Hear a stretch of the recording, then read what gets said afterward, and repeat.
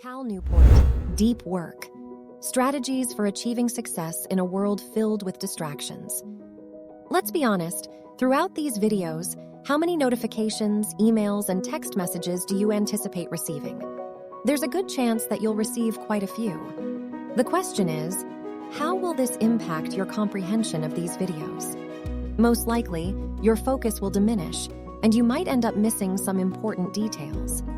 In an era where technology is advancing at an unprecedented pace, it has become crucial for us to develop the skills and ability to concentrate on one task at a time in our daily work, free from interruptions.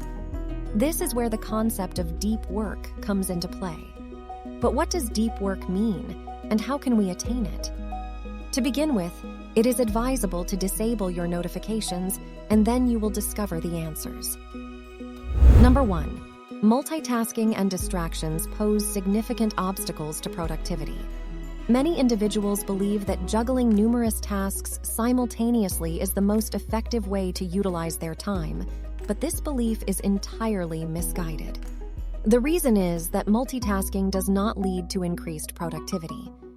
In 2009, Sophie Leroy, a business professor at the University of Minnesota, conducted research on this phenomenon, and her findings shed light on why.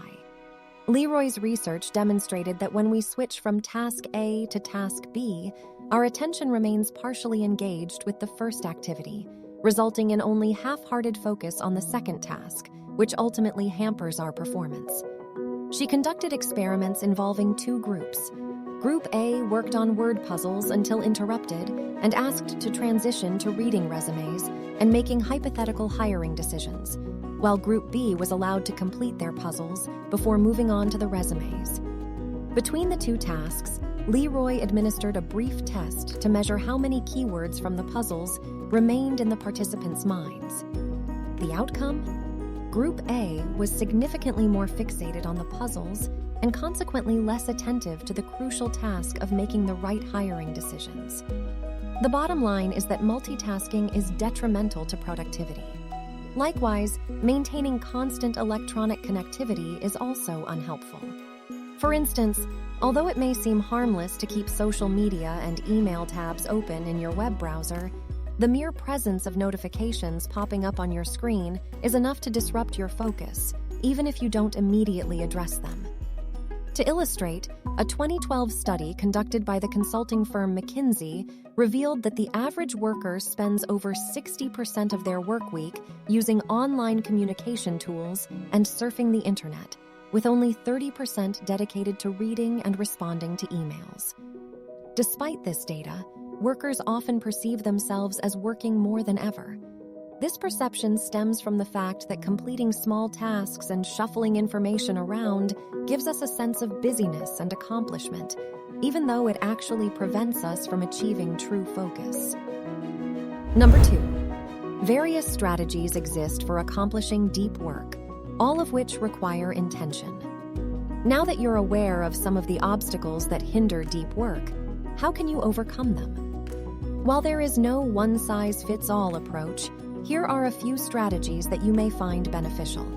The first strategy is the monastic approach.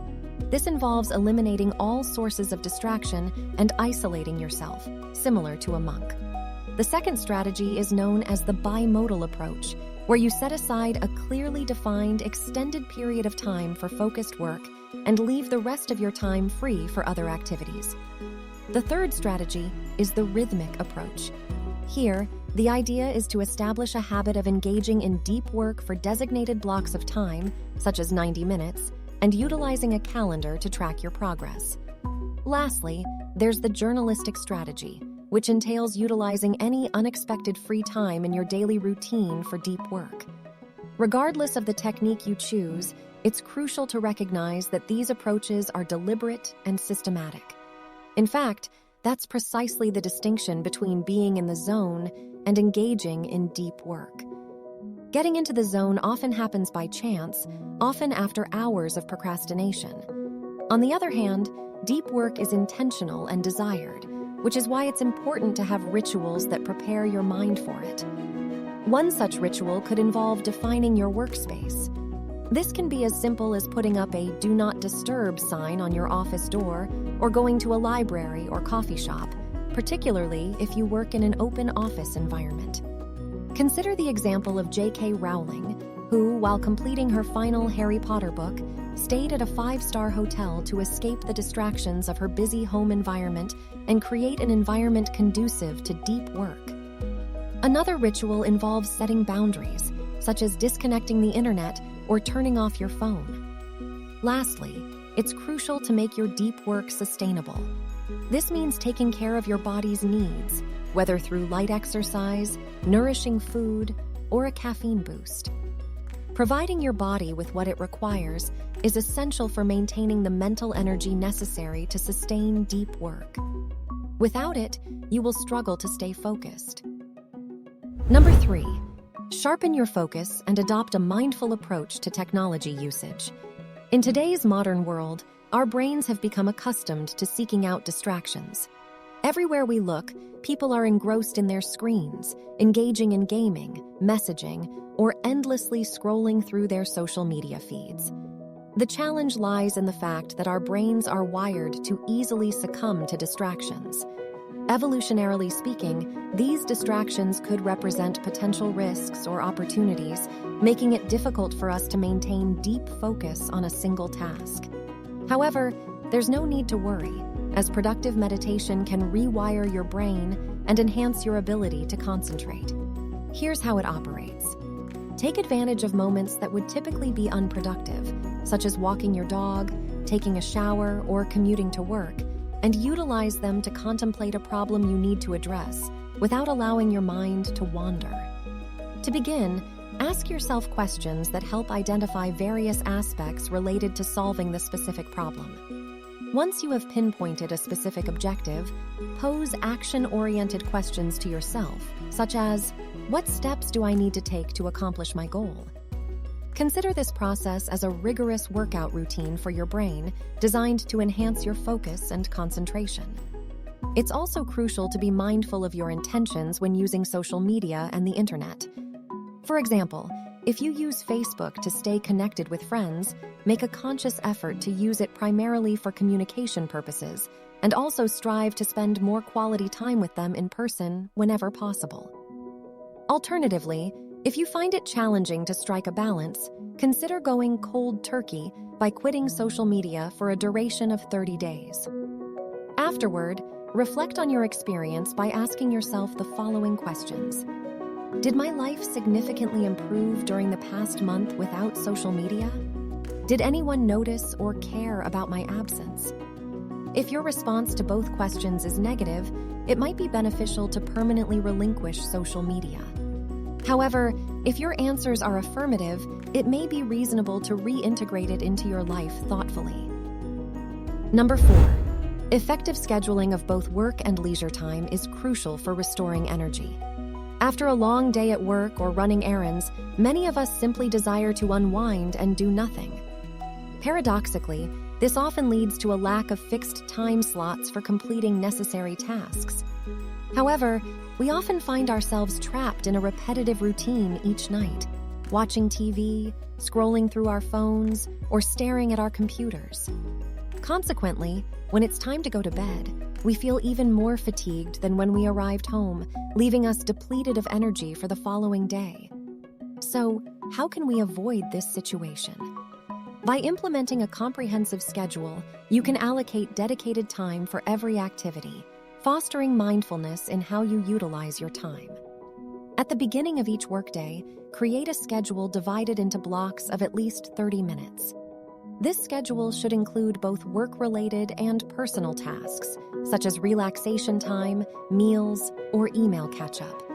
It's inevitable for your schedule to change throughout the day, but if that happens, simply rearrange your blocks accordingly. The goal is not to rigidly adhere to the schedule, but to cultivate awareness of how you allocate your time. Furthermore, it's essential to plan your evenings and weekends in advance, enabling you to take deliberate steps towards specific goals. For instance, establish boundaries by leaving work-related matters at the office and refraining from checking emails after a designated time. By doing so, you provide your mind with the necessary space to unwind and recharge. Lastly, structuring your evenings and weekends around activities that do not involve excessive internet usage can greatly contribute to revitalizing your mind and body. Whether it's reading, engaging in physical exercise, or enjoying quality time with loved ones, these alternative pursuits can bring about a sense of rejuvenation. By embracing effective scheduling techniques and consciously planning your time, you can restore your energy levels and foster a healthier work-life balance. Wrapping it up with final recap. The central message conveyed here is that distractions permeate our modern world, and our default tendency to multitask is detrimentally impacting our productivity. However, there is encouraging news. We have the ability to regain control over our time by eliminating distractions and honing our ability to focus on one task at a time. Here is the actionable advice. When you find yourself feeling utterly drained at the end of an unproductive day, consider implementing an internet Sabbath. Carry a notepad with you to work, where you jot down specific time slots during which you allow yourself to use the internet. Outside of these designated time blocks, refrain from internet usage. This approach will enhance your productivity as you subconsciously strive to make the most of the allotted internet time. You will be astonished by the surge in your focus when you browse the web with presence, rather than in a semi-conscious state where time slips away unnoticed. Thanks for watching the Culminate podcast. We cover self-help, non-fiction, fiction, personal finance, stock market, and artificial intelligence books. Like, comment, and share to support us. Subscribe and hit the notification bell for more engaging book summaries. Join us on this literary journey at the Culminate podcast. Keep watching, keep exploring, keep evolving.